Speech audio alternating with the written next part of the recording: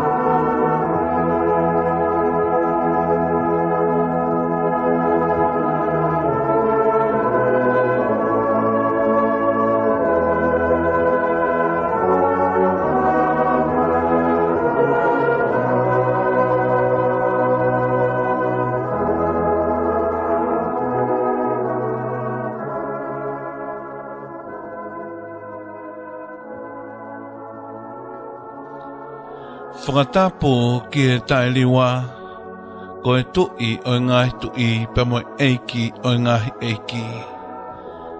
Eiki neongo ko e hā ko e pule a o fuea. Te u ahi pe ke u talia ke u whai hofina ngaloia. Tulou.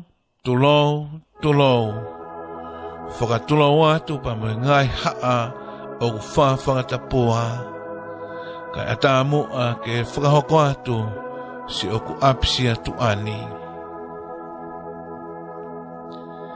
Kia eiki no pere whakawhanua ki he api ko siuma fua uta toa ko apanolo ki mawhanga.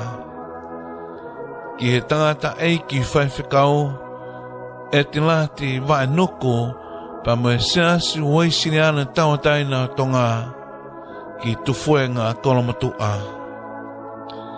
Ki e whanau pa mo e whamaka pōna o Nunia Hausia ki Vava'u mo San Mateo, California. Ki e whanau pa mo e whamaka pōna o Tiweti Tupou ki Fotua Hapai pia mo Havelu. Ki aua tua e talani ki e whanau pa mo e whamaka pōna o Ota Lolo ki Halavave. Ki whanau pa mo e whangamakopona o Aris Whatawhehi ki Pātangata. Pa ki whanau pa mo e whangamakopona o Sane Whono Tui ki Talafa'o. Ki whanau pa mo e whangamakopona o Arofaki ki Hawaii. Ki whanau pa mo e whangamakopona o Moia ki mo Aiona Tupou ki LA, California. Ki whanau pa mo e whangamakapona o Sainga Lue Lolo ki Richmond, California. Ki whanau pa mo e whangamakapona o Mafi Waka ki Kolofa'o. Pa ki whanau pa mo e whangamakapona o Waiholani ki Kolomotua. Ki whanau pa mo e whangamakapona o Sione Kuri Holani ki Kolomotua. Pa ki whanau pa mo e whangamakapona o Koliniasi Holani ki Kolomotua. Ki whanau pa mo e whangamakapona o Aisea Holani ki Kolomotua. Ki whanau pa mo e whangamakapona o Katoa Holani ki Kolomotua. Ki whanau pa mo e whangamakapona o Siwa Kaihau Holani ki Kolomotua. Ki whanau pa mo e whangamakapona o Manu Tamake ki Kolomotua. Ki whanau pa mo e whangamakapona o Semelisi Whinau ki Nautoka. Ki whaiwhikau latai muri Atiola pa mo e whangamakapona o Atiola ki kolomotua. Ki whanau pa mo whangamokopona tui soso ki nukunuku. Ki whanau pa mo whangamokopona o se miste peka ki tatanga motonga. Ki whanau pa mo whangamokopona o simo te kai hau ki nei afu wawao. Ki whanau pa mo whangamokopona o hikila ki mawhanga pe mo Hayward, California. Ki whanau pa mo whangamokopona o ngalu ki apiko halaheko ni o loto siu mawha ota ki mawhanga mo Oakland, California. Ki whanau pa mo whangamokopona o aho ki mawhanga. Ki whanau pa mo whangamokopona o Olivia Katoanga ki mawhanga pa mo San Mateo, California. Ki whanau pa mo whangamokopona o Periti ki Salt Lake City, Utah. Pa ki whanau pa mo whangamokopona o Peti mo wahe a ki Kolomotua. Ki whanau pa mo whangamokopona o Tangivea ki Ewa. Pa ki whanau pa mo whangamokopona o Peawawhi ki Okalani, New Zealand. Ki whanau pa mo whangamokopona Seori Halaiwalu ki Fotua Hapai.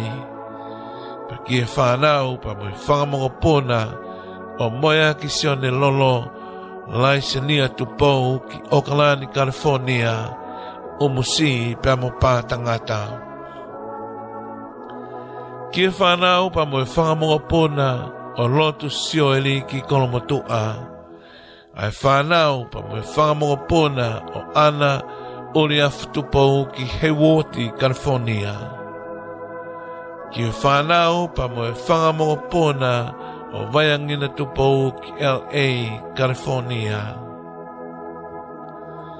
Ki whanau pa mo whangamokopona o Seini Ma'umoritika ki Sia Koweyongo ki Kolomotua. Ki a Mose se whakatou pa mo family ki Paho. Ki a Luke Manumua pa mo family ki Whanganetaka. Pea ki whawhonga pe taha o whae o kei toe he whangawhae. Susana Lute Holani Mulipola ki Longolongo, Kolomotua. O ko mau loto mamahi mo oni ke whakaha atu. Ko se mau whae fita ka koe kuyo whaina, ko mele katu kakala, lai se nia whakatou, kone ta tau mai, kone tau e tau lelei, kone lamaya whakapoepoe, pea ne tali ko au ki he ui ma oni aho tau o tua, i he pongpongi waono o a kosi, e he wanoa e no apinof angape i Kolomotua. E whai ai pe hono a aho he aho toko naki o hiwa a kosi, e ano apinof anga i Kolomotua. Pea e whakaha ele ai pe ki tere kawa o whakaheka e ne wholau. Whakapapatu, pea mea pensoni ka fus whakatou, pea moe toenga o e whanau paia.